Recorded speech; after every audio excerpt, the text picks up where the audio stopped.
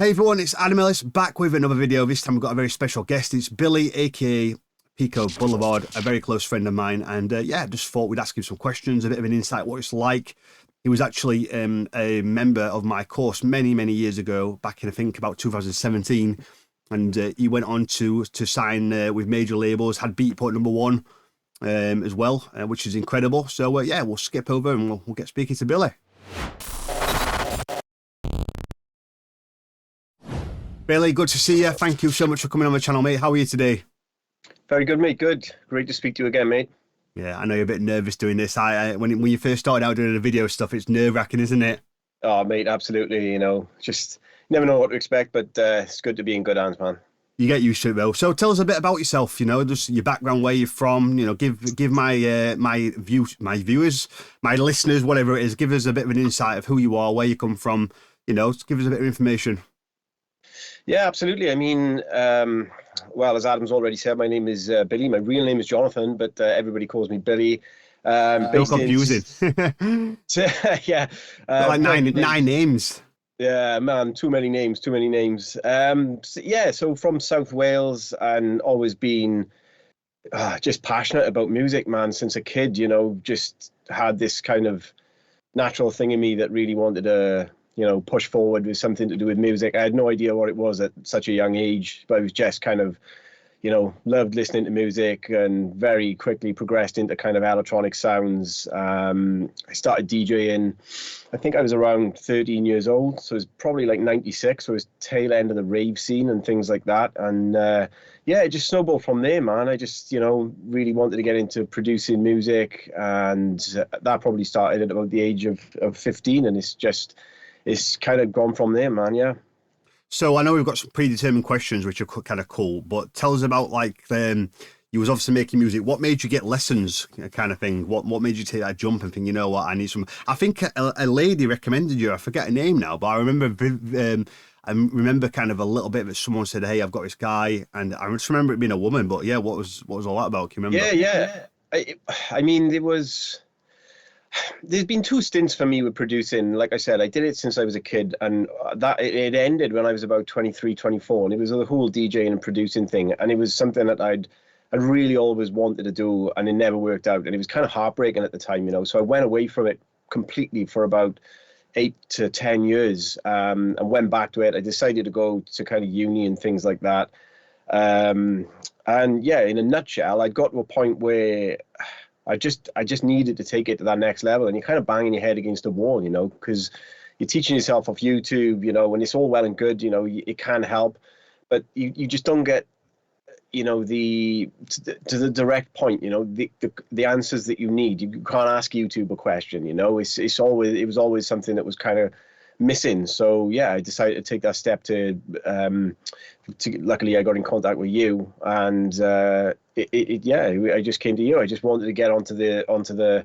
kind of the next level of producing and take it to professional labels, and it was that really, just needed to know kind of, there's no secrets, but there's stuff that you just can't learn, so I had to take it to someone who already had experience and that was able to teach me. So that's the main reason, man, and I'm glad I did.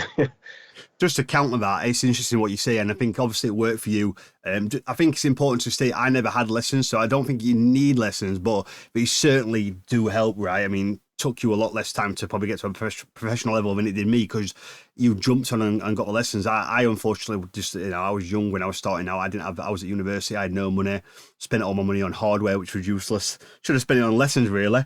But no, cool. So we'll skip to some questions, and yeah, we'll go from there.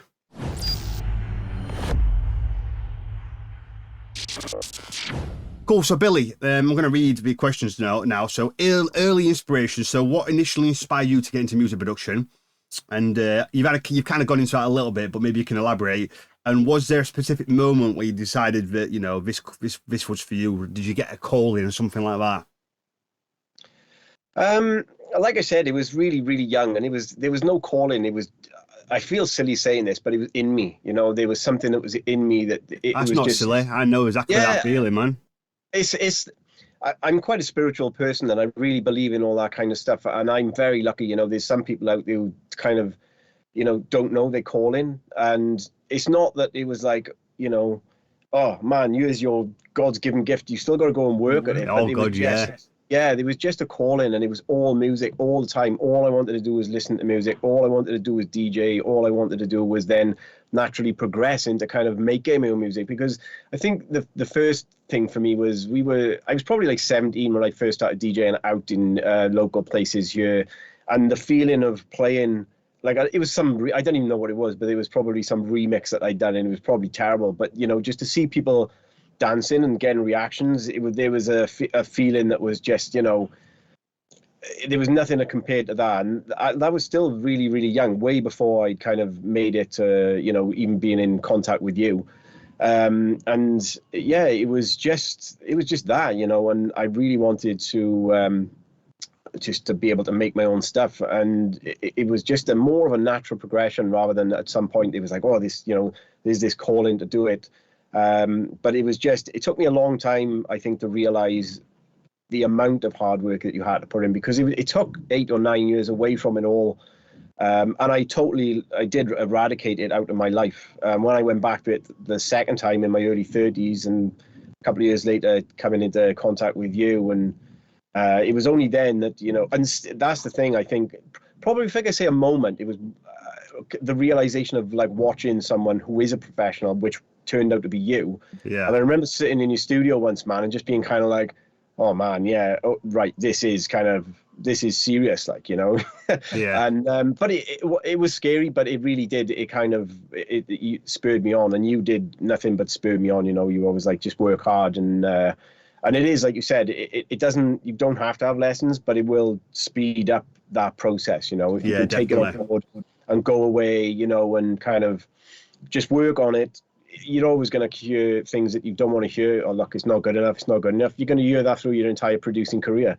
But get used to it. Yeah, exactly, man. So yeah. Just to go back, you about the calling. For me, I always describe it as like a burning desire, like an incessant desire.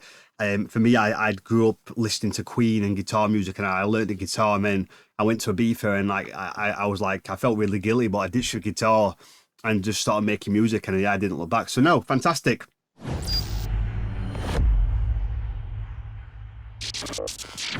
Okay, so influencers.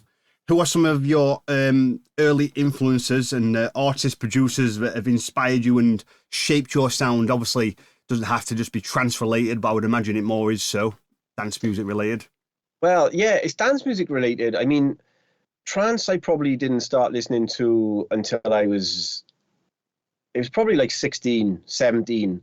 And that was the time where it was cute, and it was really commercial then. You had all the kind of, and not commercial in a bad way, it was just really big.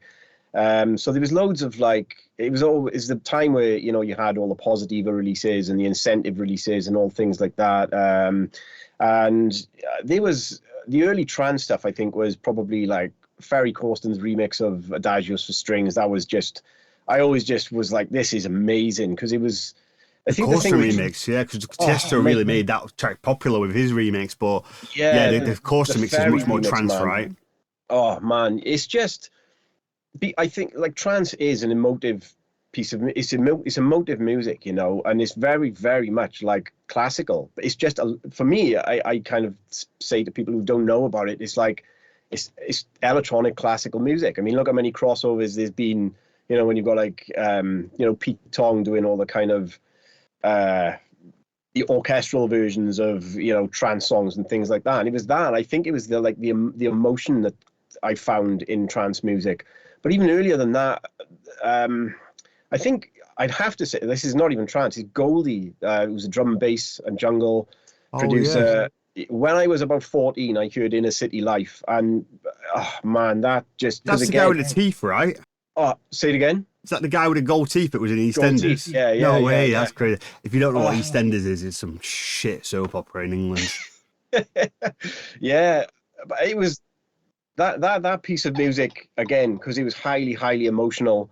That really captured me. And then all the different sounds, the stuff that I was into really early was kind of hardcore, but not, really, really heavy stuff. It was the rave scene hardcore. So it was a lot of like 4/4 with break beats and things like that. is probably where the kind of, because my stuff is a bit deeper and darker, is probably where that comes from.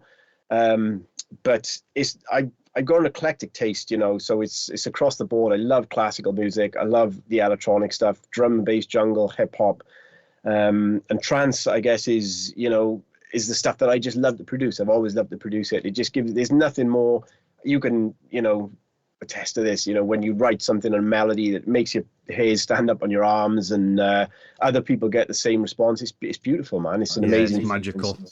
Yeah. Brilliant. Awesome. Cool. So we'll go to the next. I'm trying to, when you're doing these kind of videos, guys, it's kind of difficult, because you don't know when the edit's going to come in and kind of add his stuff. So the time is always a bit interesting. But anyway, we'll skip to the next question. Magically, it will appear.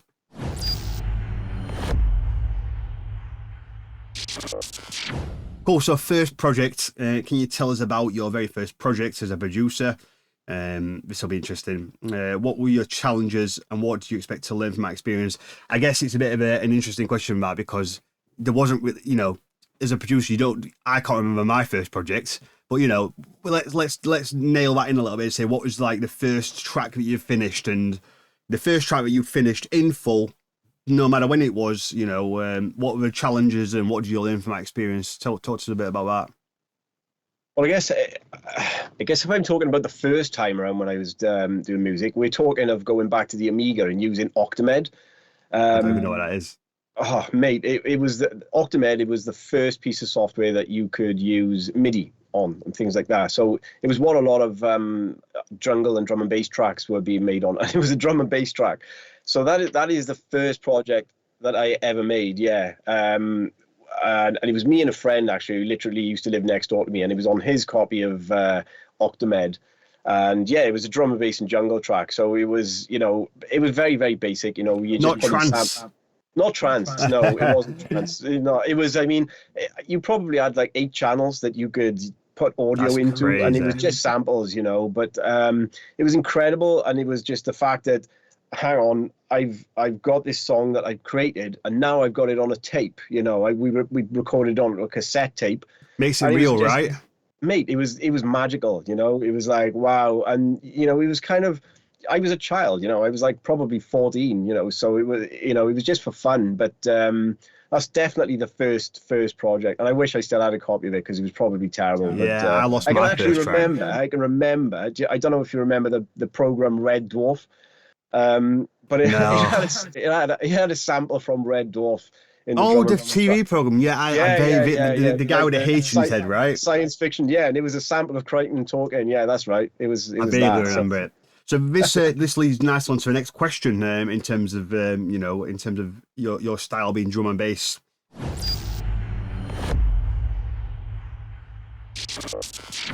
Awesome. So, how has your production style evolved over the years, and what do you do differently now compared to when you started? I guess this is more based around your change of style. Like you started with drum and bass, and then you went to uplifting trance, and you just weren't vibing on that. You weren't gelling with it. It wasn't working, and you persisted with it. But one day you came to me with this. Your skills were probably 60-70% to a professional level, maybe even less really. And then one day you came to me and with a progressive track, I was like, "What the fuck, Billy?" And then the quality intermediate. Oh my god, I can't speak. The quality immediately jumped to like 95%. It needed a bit of fine tuning, but it was like such a strange experience. I've never seen that before. So talk to us about that. Yeah, really interesting. I think I was following the kind of uplifting stuff because that's kind of always what I always loved progressive and things like that. But I think a lot of it, I listened to more uplifting stuff. I was surrounded by, friends of mine who were also into trance that were, more into the kind of, the uplifting stuff. So that was just kind of what I was trying to follow. I was trying to, produce and mimic those sounds. And like you said, it was really frustrating, man, because when I was learning with you, it was kind of, I just felt stuck with it. And I was listening to more and more progressive. And I think that's just kind of what happened. It was just like, well, look, why? I was like, right, these sound great. These tracks sound great. So why don't I just try and do something like this? And I think I remember the moment actually, because I remember you saying to me, you've got to pursue this style, because this like naturally vibrates with you a lot more than the, the kind of the 138 sound. So I think that was just it. It was just that turning point, where it was like, right, look, this naturally sits better with you. You're more comfortable. You've got a better understanding of how the tracks are built and how it should sound and all that sort of stuff. So I think it was that really, and then it just felt natural. It wasn't so much like I was trying to produce the music where like I was Yeah, with you like wasn't the forcing it, was you? I feel like you yeah, was it was forcing not the one for forced. each It's just stuff. totally. It's just when I think if you're forcing something, it's never going to sound as good as if you're trying to produce something and it's just naturally coming to you. When a track is kind of writing itself, almost, it's a bit kind of cliche to say, but sometimes it happens. When you're just writing a track, it's like, oh, this is going really well. I'm not stuck for a melody. I'm not stuck for this. I'm not stuck for that. And I think Just flows, just happens naturally, right? Yeah. yeah, I think that's where people need to find what works better for them naturally. Done. It's easy to say, isn't it? When you've got a bit more experience of doing it, but don't force it and don't try and be anything else. And it was that kind of that moment, like you said to me, well, how the hell have you done this? Yeah. I was like, So this guy yeah, got ghost produced, but no, it was yeah, all I know natural. it was totally weird, like and I think that was probably the one that got signed to Joof, the first one to Joof Yeah, Aura. not long after, was it? No, because it blew my mind. I remember being at the gym and I was like, I had this email back off them and they were like, oh, that's what happened actually, because Mark Sherry mastered it. And Mark Sherry said, you've got to send this to Joof. And I messaged you and I was like, Sherry's telling me to send this to Joof. And they signed 2 tracks on an EP on Jufora, and that was it. It was great. What an amazing first release. And this is why I say to people, don't rush your first release, because my first release was on Carnage, and I've told the story before, that changed my life. Your first release was on Juve, and you can always look back and look, there's nothing wrong with other releases on other labels. We're not going to get into that debate again, but I think just coming out with a bang, like, if I was a chef, I wouldn't want to open some mediocre restaurant. I'd want to wait and refine my skills until I came out and presented what I knew was right. So anyway, different opinions on. But no, really interesting, and I think look, I totally agree with that. With what you're saying there as well. In terms of waiting and refining your sound, there's nothing wrong with like releasing on lower labels if that's what you want to do. But I think like the next label that I was lucky enough to get on was Pure Trance, but I had the ability to go. I've already had a release on Jufora. And it's got to kind of give you a little bit, okay, well, he must be at a good enough level to do that. So, of course, yeah, a professional level, I'll consider him a bit more, So, yeah, man, totally agree. Another thing that you mentioned that I wanted to just finish on was you mentioned about not trying to force things. And it reminded me, when I was younger, I listened to a Sean Tyas track and I was like, right, I want that big, fat sound, stripped back effects. And and then I'd listen to I Only Feel the track. I was like, right, no, I want that big offbeat, not much mid bass, really quite tight compression. And then I'd listen to like a John Askew track. I was like, right, no, I want the rolling bass line, I want the clean percussion. It's a little bit thinner, but it's so sharp and clean. And the point I'm trying to get at is that I'd listen to a million tracks on a million different styles, and ultimately, it never works. You've got to do what's you. When I see, I'm quite an avid user of Reddit. I really like jumping on there and giving back to the trance community, and I've learned some interesting stuff from there myself, and it's just interesting to see what's going on in the trans community. And Reddit's a cool place for that. And one of the things I see on there all the time is people posting, how do I make this sound? How do I recreate this? How do I recreate that? And albeit there's absolutely nothing wrong with trying to sit there and recreate things for whatever reason you've got, if you're doing it for the purpose of trying to get your sound to match them, it's never going to work. You've got your own ears, your own brain, your own studio, your own speakers. All them things accumulate into having your own sound. Like, I'm very fortunate that I've got an Adam Ellis sound. You can hear my tracks a million miles away, just like you can Sean Tyas, Alien Feeler. You want to get that, you need to develop that by not trying to copy everyone else. So although it's fun trying to maybe recreate certain styles, the best advice I can give anyone watching this, if you're trying to take production seriously, is just try and just let out whatever comes. So yeah, a little bit of extra advice for you there.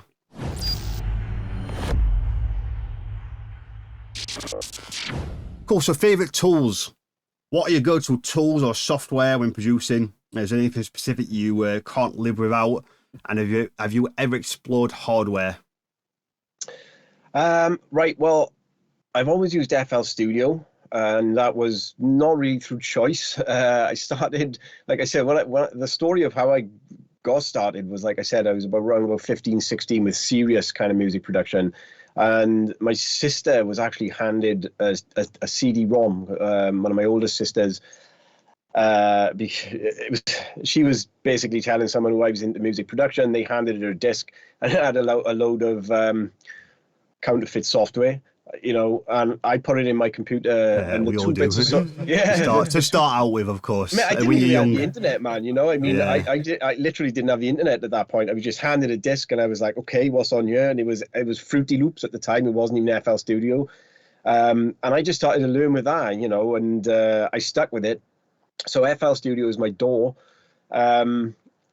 I use Logic and things like that, but it's the only reason I don't use it more is because I'm predominantly PC producer. So, I'm messing around with having a Hackintosh and all this kind of thing. There's nothing wrong. Door's a door, I mean, what you know in your software and things like that, and it is what it is. I guess for tools, plugins and things like that, I use a lot of the UAD plugins because they emulate a lot of hardware.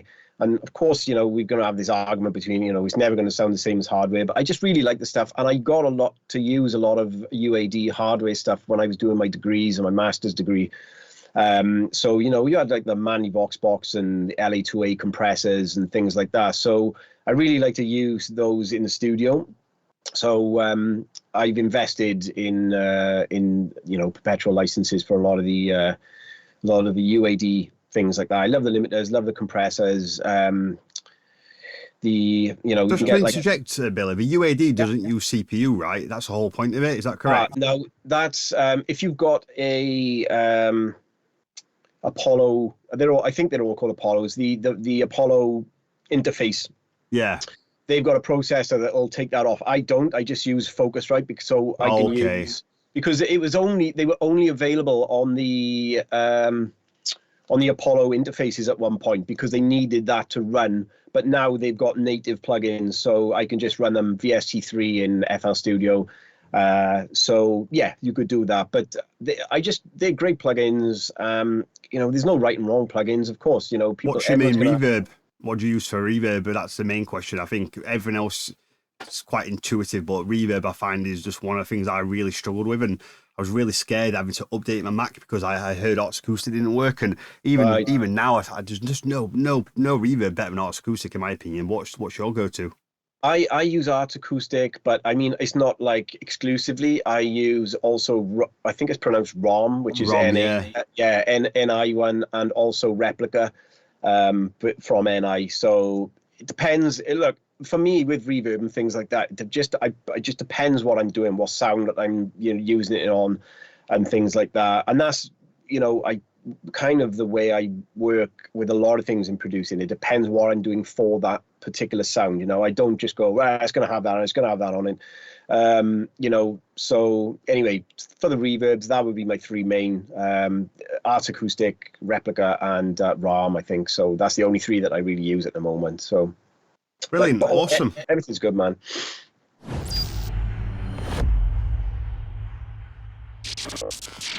Cool. So talk to us about your creative process and the biggest challenges. So what does your creative process look like when you're starting a new track? Do you have any routine or rituals? And what would you say the biggest challenges are when it comes to making music? For me, I always find the drop very difficult in terms of mixing everything and getting the drop, the kick loud enough and powerful, but the leads loud enough as well. It's either one or the other for me, and I've kind of figured out why that might be now, which I'll discuss in another video. But that's always been my biggest challenge. But yeah, talk to us about yours. Yeah, I mean, the creative process from the start, I guess. I don't know anything special, I'm, like I said, I am kind of a spiritual person. So there's a lot of, I don't know if you've ever read Stephen Pressfield's The War of Art. I think Not it's a big called. reader, to be honest with you. I can't concentrate. ADHD, mate. I start Well, thinking about food. yeah, well, for Honestly, me, that's all I do. I read a yeah, sentence and I'm just the think same as about you, food. man. I'm an audiobook guy, you know. So Oh, okay, that's a bit better. I still yeah, start thinking so about food, though. I'm shocking. but he's one, and he says a really good thing in that about summoning the muse, and the muse is supposed to be the god of, you know, creativity and all that sort of thing. And I'm really one for that. If you sit down and you put the work in, you know, the kind of the muse, they'll, you know, answer your call, so to speak. So whether you believe Yeah. in that or not, that's up to you. But I really firmly believe that if you just sit down and you put the work in, you know, when you're really, really, you know, good with it, you'll get, you know, I feel, I don't think we write music. I think we just personally, we receive wherever you consider consciousness to be, we receive, and then we transmit into our music. That's what I believe. I don't think it's coming from my brain. I think my brain is a receiver, and it's receiving Oh, that's something. interesting. And yeah, like John Frustic, I can't pronounce his second name. He's from the John. Red Hot Chili. Some John. Say it again. Just some random John, we'll call him. Yeah, random John, but he's from the Red Hot Chili Peppers. Okay. Yeah, he talks about that, you know, but he's like, look, you know, we just a receiver, and if you put yourself in the position, you know, where you truly believe, you know, and you're able to channel this Manifest. yeah, manifest, essentially, you know, create this, you know, energy through you, and that's kind of how I like that would be my creative process. That's what I really truly believe. And I know probably be a lot of people who are just like, oh, it's just woo woo, you know, whatever. But Hey, this is your opinion, man. You're allowed to say whatever you want. If people disagree, yeah. or I'm going to be upright and honest with you. I'm not massive into spirituality. I wish I was. I like to consider myself, just without being offensive in any way, just more of this is going to sound really offensive because I'm not saying that you're not real, but I consider myself a realist. I just kind of just believe. Yeah. But look, it is what it is. My mum's massively into spiritualness, and you know, The Secret, that book, The Secret, and she's like, you know, if you go to a car park and you just really believe there's going to be a space, there'll be a space. And I'm just like, oh no, that's so silly, man. But hey, it's each to their own. That's the thing, man. There's no right or wrong. I totally agree, man. And like, look, I don't go down the route of like, you know, The Secret and all that kind of thing. I guess, you know, I guess it's kind of the same sort of thing. But anyway, like, I mean, you know, that would be kind of how I would start my creative process. But then when I'm sitting down in front of the computer, I'll just start with, you know, back in the real world, you know, I'll start with a loop, like, you know, 16 bars, 32 bars. I don't do any more than that. 16 bars might be easier for some people, but I like to go 32, sometimes more, because the way my tracks go, you know, they're quite long, aren't they? Like they're long, progressive and tracks. it's more that, you know, what my sections are going to progress over a longer time than probably a 138 track would. So that's probably why I would create maybe a 32 bar loop, and I would generally start with, I don't try to do anything. That's the thing. I would like to just be in front of my door and I'm messing around. You know, I'm not right. I need to make this mid bass. You know, if I'm messing around with the mid bass, I'm messing around with the mid bass, and it'll be, oh, I really like that sound, and then I'll try to build on top of that. If I'm writing, you know, a melody or something, I'm kind of messing around. I'm playing with synthesizers and trying to get a really cool sound. I'm not, you know, amazing at, you know, sound design, but I've got enough of an understanding, you know, to be able to kind of start with some sort of preset and really, you know, dive in and tweak it to how I really want it.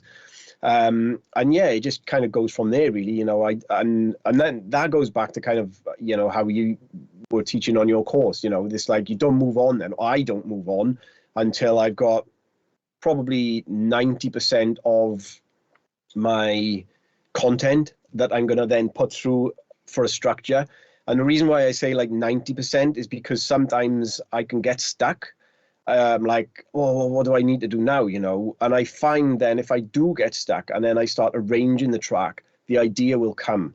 That if there's something missing, you know, but I will get at least 90% of, you know, everything there, you know, mid bass, sub bass, drums, melody, or at least a basic melody that can be developed, pads, you know, etc. And then it just goes from there. And yeah, it's like we always speak to each other, you know, you get your structure in, and it just makes it much easier, you know. I need to produce kind of organically in a way. I don't like have anything kind of set up.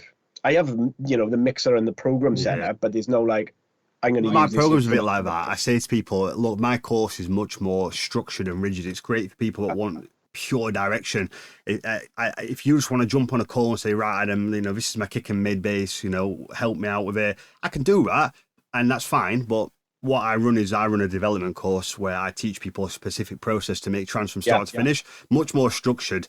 But yeah, it's really interesting to know your process, and it's great to just know that everyone's got a different process, and there's just no rules. Like, there's no rules. I like to start in a breakdown, build up I like to do the crescendo, the peak, so to speak, to do the bass, the first pad, the first lead, build on that, extend it out, do the structure, the automation, do the layers, effects, counter melodies, then move to a drop, then build a drop up, and then, etc. But no, interesting to know that. Thank you so much for telling us.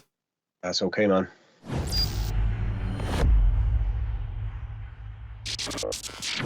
Cool. So, just to wrap things up, memorable moments, what are your proudest and best achievements, and just some advice for young or not so young producers that are looking to go from amateur to professional, where you're releasing on serious record labels like Juve Recordings and Pure Trance, etc. Yeah, I mean, I guess the first one has got to just be getting the first signing. I remember just the feeling was amazing, of me too. I that feeling for me was incredible, knowing that you would achieve your dreams, like a validation for me, man. Like, it's just there was almost like a huge relief, this kind of lifted, because you're always thinking, well, am I good enough to get there, and then you get a release, or you get an email that's like, thank you very much, we love this track, we'd love to sign it. And I was just like, wow, I've done it, like, doesn't feel real, does it? I've made it that label, that level, and of course, it's just thanks to anyone who has ever signed any of my music. Of course, like Juve, John, and Rich at Pure Trance. I'm lucky to have been on a number of great labels like Forescape, Transformer, Pattern on FSOE and things like that. So it's, but the most amazing memory that I got was the Pure Trance signing, which was another time. I remember actually being in Sheffield with you and playing it to you in your car where we were going for a meal, I think. Yeah, I remember it, you were just like, oh man, this is such, because again, I'm sure that was like 10.5 minutes. It was a journey, man. That's crazy long, and that was exactly what you said to me. You were like, "Oh my god, this is like such a journey," and I was like, oh, "Okay, great," and sent it to Rich, and he came back and he signed it. But it also got onto Pure Trance 9, and then it was on the compilation. And then he asked me to do a Trance Breaks remix of it for. They did. They picked 5 tracks off the Pure Trance 9 compilation to have like these exclusive remixes that were released as NFTs. So there was like 20 copies available in the world, and it was just amazing. It was at Christmas. I remember I was coming home from uni, and there was like, they did it as a auction kind of thing. So it was released at a certain time, and I was there live watching kind of the 20 tracks be bought, and it was so cool, man, to be part of something that was really nice, and the label put so much effort into it, and it was just really cool, so just developing on from there. I've just been lucky to, keep signing music. Of course, it's hard. We have these conversations all the time where I message you and I'm like, oh, Adam, I'm really down. It's really hard. It's really stressful. But, that's just the way it is, unfortunately. It is tough, and you've got to keep going. It's so easy for someone to say, but I guess that's what I would say to someone who, if there were people who they're not in a position, they haven't had any tracks signed to a big label yet, you've just got to keep going, because, if you believe in yourself and you really put the amount of effort in that is required and the time, what do they say? Something like 40,000 hours, something crazy like that. I don't know, actually. I know there's all like it takes 30 days to form a habit. Maybe it's 10,000 hours, but I mean, how many days is that? I mean, it's 10,000 hours, just out of curiosity. Calculate it, man. 24 hours a day. Yeah, so it's like, that makes sense. So it's like, if it was 10,000 hours, that'd be just over a year, and you obviously can't do it every day. So probably like 3 years is about realistic, something. But it depends, doesn't it? I mean, it took me 8. Of course, yeah. And that's the thing. But look, I remember coming to you the first time, and you saying, "Look, I think you're probably 2 to 3 years away if you kind of keep going as you are." And you were pretty much on the button with it. I mean, you know, it was what it was. You know, it was. Of course, you've always got this thing of like you're so tied to your own music and you're so invested in your own music because it's coming from your soul, man. You know, and then to go back and go, look, it's great, but it's just not there yet, and it's kind of like, oh man, but like it is the way it is. Like if you want someone to go, yeah, your music's great, man. It's not. That's your friends. Ask your friends. You know. I know. But Don't like, talk to me about that. The amount of people that send me messages say, "Oh, my friend said this is great," and I'll be like, "No, it's not. Like, there's lots of problems with it. Just being honest." And most people take it good. You get the odd one that gets they've got a fragile ego and they can't take it. And I had one crazy client one time, and he made up this big. I shouldn't really say it. He made up this big facade that I was trying to detriment his career by giving him the wrong feedback. It was just ludicrous, and it's because he was so brainwashed by people who didn't have a fucking clue what they were talking about, telling him how great he was. And it's a thing that you've got to beat. I've talked about feedback, the right, who you should get it from. Stick to people that know what they're talking about. You know, you wouldn't get advice from someone to fix your house that was a beginner or someone learning a trade. You want a proper tradesman that's been in the trade and knows their craft, right? It's the same with production. So it's a touchy subject, and people get disillusioned with feedback. And I always cringe when someone takes feedback the wrong way because you just hard, know man. It's hard. It's hard because you don't like I said, you know. It is hard because you don't want to be like down on people, but at the same time, you know, like. If you want the realistic answer, you've got to be honest and you've got to be able to take that. I mean, I still ask for feedback all the time. I still ask you. I still ask the guys at Joof. No, I still ask. Illusion is great. He's an A&R at Joof, and he always gives me good feedback. And you know, like once you've got a bit of a relationship with certain labels, you know this yourself. You know, you can do that kind of thing, and there's nothing wrong. Like you'll never ever stop learning. I'll never stop learning, and I think that's learning so much in a minute. Yeah, massively. Like we had this conversation the other week, you know, where we were saying about like, you know, certain people's different techniques, and it is eye opening when you're like, oh wow, they do it that way. Mental, isn't it? It is mental, but it's great because like there isn't one way to do it all. But I think I think you need to be at a certain level. Like this, going back to how, you know, you structure yours, it's perfect for people, you know, who really need to like kind of, I don't mean cram in a bad way, but you're kind of cramming like, you know, the knowledge in, and you can learn very quickly. If you've got something to set up in front of you and it's like, look, if you do it this way, you will learn. And then once you've got to a level where, you know, for instance, if your client was coming to you and you said, look, yeah, this is really, really great, and, you know, eventually they go off on their own way, then they're going to develop their own style. But you've kind of got to get to you need to get to a level first. So, once you get there, I like to use silly analogies, as people watching this will probably know, and it might piss some people off, I always think, but it's quite funny. It's a bit like learning a recipe, like, and then nail it 3, 4, 5 times. Once you've got a recipe, then start making changes. But if someone gives you a recipe to use, you'd be better off probably just sticking to the ingredients, sticking to the recipe, learn the process, and then feel free to, once you've nailed it time and again, and you know it, then change it. It's the same with production.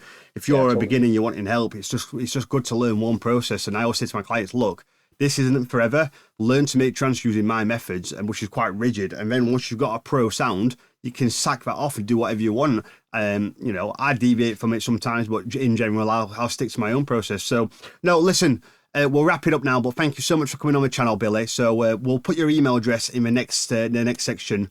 Let me just quickly. I turned this light off because it was fucking right bright in my face. So I'm going to turn that back on. We'll say bye bye on the next screen. But yeah, just tell us your email quickly where people can get in touch. And in fact, Pico Boulevard, check him out on YouTube. Got some great tracks on FSOE. That's that twice. Some great tracks on FSOE, Pure Trance, Joof Recordings. So incredible producer, someone to really admire and look up to. And I know that you do lessons for progressive, don't you, mate? Yes, I've been doing some tutorials with guys. You know, it is more, like I said, my sound, it does come under the deep trance and the progressive stuff. So, but where can we get in touch? Where can people drop you an email? Yeah, Pico Boulevard DJ at gmail.com, and I'm across, you know, the usual socials, Facebook, Instagram, and things like that. So, Pico Boulevard at gmail.com. Pico Boulevard DJ at gmail.com. Awesome. Right, let's to wrap it up, thank you so much for coming on my channel, and I'll speak to you soon, man. Great. Thanks very much, Adam. See you soon, mate. Awesome. So that was really cool. So yeah, Pico Boulevard DJ at gmail.com. We'll put it on the screen now. And as always, if you'd like to get in touch, it's Adam. No, it's not. It's tutorials at adamhostdj.com. Please be sure to like, drop a comment and subscribe. And we will see you in the next video.